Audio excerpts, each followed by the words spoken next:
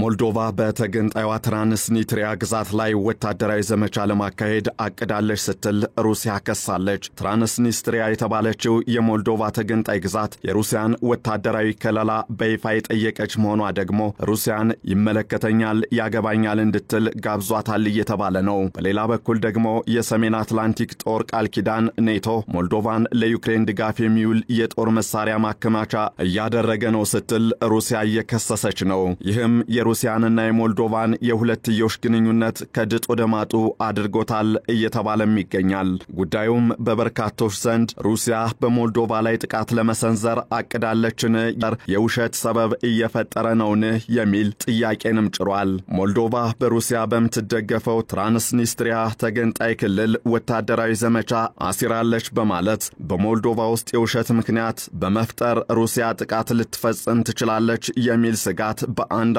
ተንታኞች ዘንድ ተፈጥሯል። የሩሲያ የስለላ ድርጅት ማክሰኞ ዕለት ለሁለተኛ ጊዜ የፕሬዝደንትነት ጊዜያቸውን ቃለ መሐላ በመፈጸም ያረጋገጡት የሞልዶቫ ፕሬዝደንት ማያ ሳንዱ በዩክሬን በሚዋሰነው የትራንስኒስትሪያ ግዛት ላይ ወታደራዊ ዘመቻ ማቀዳቸውን ይፋ አድርጓል። ረቡዕ ዕለት ደግሞ የሩሲያ የውጭ ጉዳይ ሚኒስቴር ኔቶ ሞልዶቫን ለዩክሬን የሚሰጥ የጦር መሳሪያ ማከማቻ እያደረጋት ነው ሲል ተናግሯል። ይህ ውንጀላ ሞስኮ በትናንሽ ጎረቤቷ ላይ እርምጃ ለመውሰድ የሚያስችላትን ሰበብ እየፈለገች ሊሆን ይችላል የሚል ፍራቻን ከፍ ሊያደርግ የሚችል ሆኖ ተገኝቷል። ሰኞ ዕለት የሩሲያ የውጭ ጉዳይ ደህንነት አገልግሎት የሞልዶቫ ፕሬዝደንት ማያ ሳንዱ በትራንስኒስትሪያ ውስጥ ወታደራዊ ዘመቻ ለማካሄድ እቅድ እንዳላቸው ሲያስታውቅ የሩሲያ የስለላ መረጃ ወታደራዊ ዘመቻው ወደ ጦርነት ሊያድግ እንደሚችል ግምቱን አስቀምጧል። ከጉዳዩ ጋር ተያይዞ የፕሬዝደንት ማያ ሳንዱ ጽሕፈት ቤት ኃላፊ የሆኑት አድሪያን ባሉቴል ምንም እንኳ ግዛቷ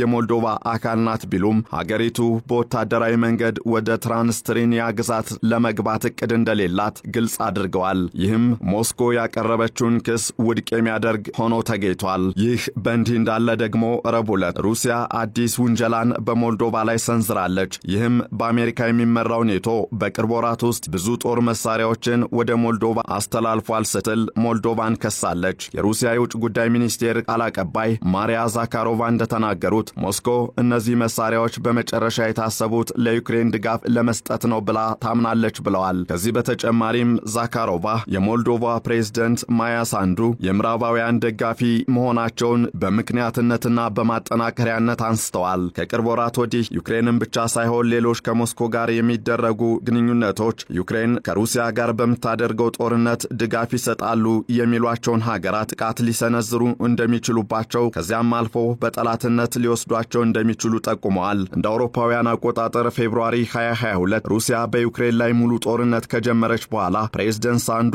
ሞልዶቫ የሞስኮ ቀጣይ ኢላማ ልትሆን እንደምትችል በማሳሰብ የምዕራባውያን መሪዎች የሞልዶቫን ስጋት እንዲፈቱ መጠየቃቸው ይታወሳል። ይህ ጥያቄያቸው ምንም እንኳን ምላሽ ሳያገኝ ቢቆይም አሁን ላይ ወደ ከፋ ስጋት ውስጥ ሞልዶቫ መግባቷን አመላካች መረጃዎች እየወጡ ነው። ሞልዶቫን በተመሳሳይ ጉዳዮች ሲወቅስ ወረራ ለማድረግ ሐሰተኛ ምክንያት እየፈጠረ እንጂ ተጨባጭ ምክንያት የለውም ሲሉም እየገለጹ ነው።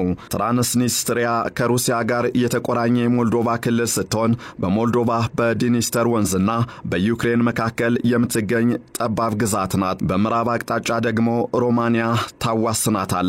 እንደ አውሮፓውያን አቆጣጠር በ2022 ህዝበ ውሳኔ ያካሄደች ቢሆንም ከሞልዶቫ ለመገንጠል ያደረገችው እንዲሁም ያካሄደችው ህዝበ ውሳኔ ግን በሞልዶቫ መንግስት ዕውቅናን አላገኘም። ይህ ደግሞ ሩሲያና ሌሎች ሀገራት ጣልቃ እንዲገቡ በሩን ወለል አድርጎ እንደከፈተ እየተገለጸ ይገኛል። በየካቲት 2022 የትራንስኒስትሪያ መሪዎች ለሩሲያ ጥበቃ ልታደርግልኝ ይገባል ሲሉ ጥያቄ አቅርበዋል። ይህ ጥያቄም የዩክሬን ጦርነት ከተቀሰቀሰ ከቀናት በኋላ የመጣ ሲሆን በሞስኮ ደጋፊ መሪዎች በዩክሬን አንዳንድ ክፍሎች ለሩሲያ ካቀረቡት ጥያቄ ጋር ተመሳሳይ መሆኑን ያነሳሉ። ሩሲያ እንደ አውሮፓውያኑ የዘመን አቆጣጠር በ2014 ክሬሚያን ለመቆጣጠር እንደ ምክንያት የተጠቀመችው ክሬሚያ ጥበቃ ይደረግልኝ ስትል ጥያቄ አቅርባለች የሚል እንደነበር ይነሳል። እናም ከዚህ በተጨማሪም የሉሃንስክና ዶኔትስክ ግዛቶችም ተመሳሳይ ጥያቄን በ2022 ለሩሲያ መንግስት ማቅረባቸው ለሩሲያና ዩክሬን ጦርነት መጀመር በር የከፈተ ጉዳይ መሆኑ ይነሳል። የትራንስኒስትሪያ አካሄድም በክሬሚያ ላይ ከተፈጸመው ጦርነት የተለየ ተደርጎ የሚወሰድ አይደለም እየተባለ ነው። በዓለም አቀፍ ደረጃ ትራንስኒስትሪያ የሞልዶቫ ንብረት እንደሆነች ይታወቃል። የአውሮፓ ህብረትን ጨምሮ መላው የአውሮፓ ሀገራት በሩሲያ እንደተያዘች ግዛት ተደርጋ እየተቆጠረች ነው።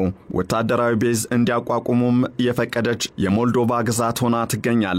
በዚህም ሩሲያ ከ1500 በላይ የሚሆኑ ወታደሮችን በግዛቷ ያሰማራች ሲሆን የጦር መሳሪያ ማከማቻ እንዲሁም ተተኳሾችንም የምታስቀምጥባቸው ልዩ መጋዘኖችንም በግዛቷ እንደገነባች ይነገራል። በጥቅምት ወር በሃርቫርድ ኢንተርናሽናል ሪቪው የታተመ ዘገባ እንደገለጸው በአሁኑ ጊዜ 1500 የሩሲያ ወታደሮች በተገንጣዩዋ የሞልዶቫ ግዛት ውስጥ እየተንቀሳቀሱ ይገኛሉ። ሩሲያ ሞልዶቫን የምትገፋበት ሌሎች ምክንያቶች ምንድናቸው የሚለውን የጂኦፖለቲካ ተንታኞች ሲያነሱም ሩሲያ ጣልቃ ገብታለች ስትል ባለፈው ወር በተካሄደው ፕሬዝዳንታዊ ምርጫ ድምጿን አሰምታለች።